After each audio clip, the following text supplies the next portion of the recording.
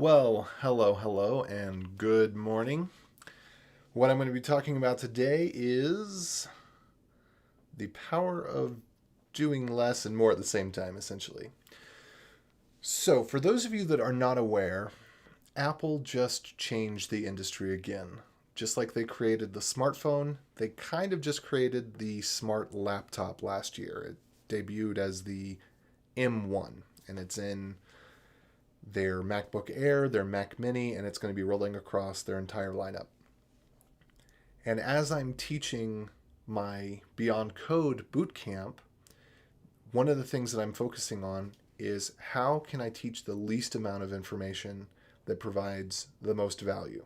And these two things are very related because what Apple did was they went with everybody knows Intel. You might not know what it means, but you've heard the word Intel. You've probably seen a sticker on a computer before. Intel is kind of like one of those food processors that does everything. It steams, it juices, it's got the blender blade, anything that it's possible for a food processor to do, it's that with all of the attachments stacked on. That's what an Intel processor is. And what happens with a product like that is that it becomes more expensive. It doesn't do things as well, and it can fail harder and easier. The other processor that is very popular, or architecture of processor, is called ARM.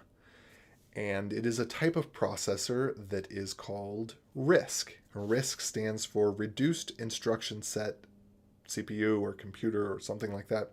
And what this essentially means is that it takes the opposite approach. Rather than being the food processor that has the steamer and the juicer and the blender and the cooker and everything, it is more like a really, really, really, really, really, really, really good knife.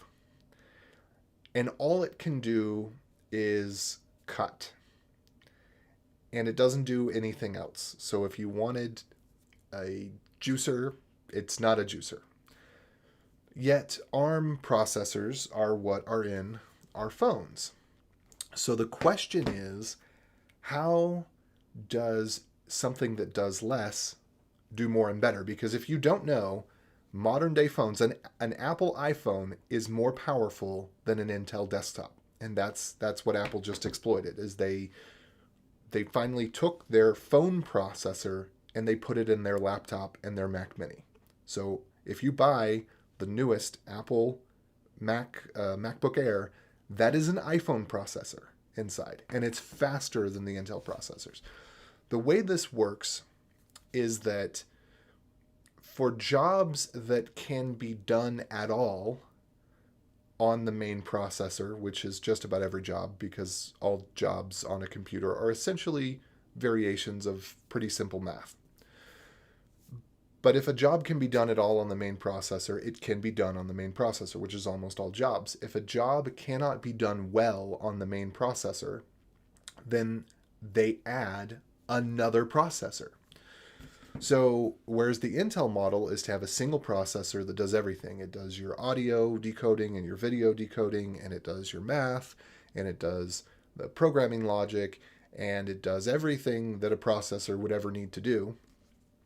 The processor in the iPhone is only doing a very small number of things. So, for example, you can do multiplication by only doing addition.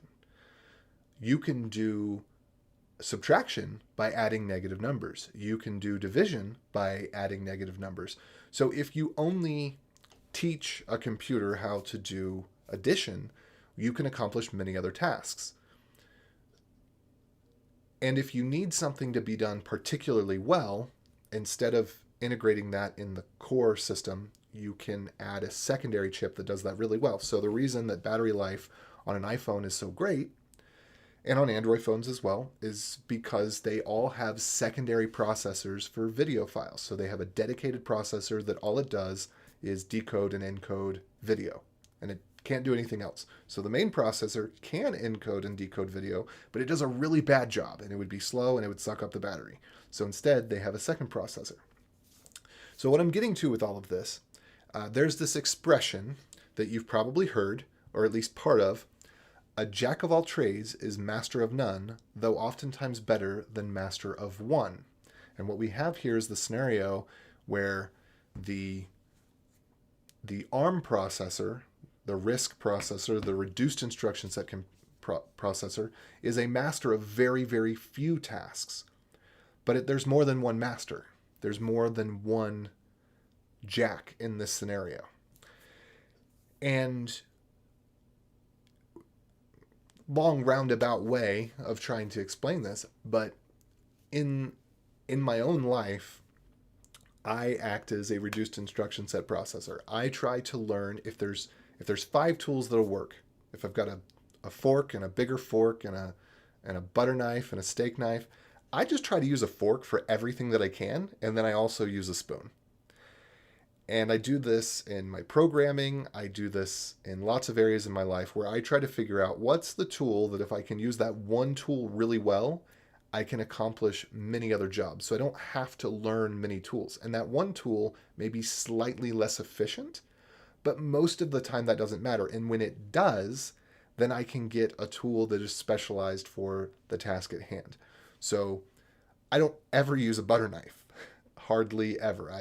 I very rarely butter toast. But I can use a fork to do just about everything else, and sometimes I use a steak knife, but 99% of the time I'm either using a fork or a spoon.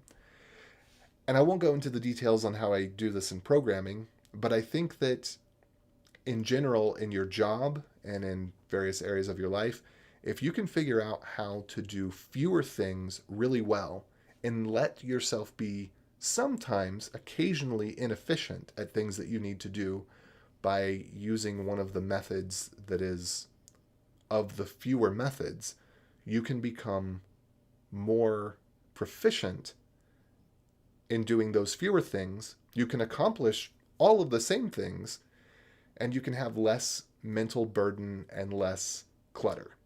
Now, I'm not one to talk about clutter because, well, you can't see what the part of the room that's out of frame looks like. But I can say that, especially being a programmer, and I imagine this applies to many other walks of life as well, it has been very, very valuable with the thousands of possible types of functions and APIs and interfaces that I could be using. It's been very, very nice for me to be able to trim down what I focus on to do a few things very well and become more efficient overall. So with all of that babbling, I hope that there was a little nugget that you were able to pull out and use. If not, adios anyway. Oh, wait. I almost hit the button to stop the stream. If you are interested in following this channel with the other little shower thought life tips, the link is in the description. That's Health, Wealth, Commitment. And if you're interested to learn to code and want to see more of that, I have the link to Beyond Code in the description as well. So check those out. Okay, with that,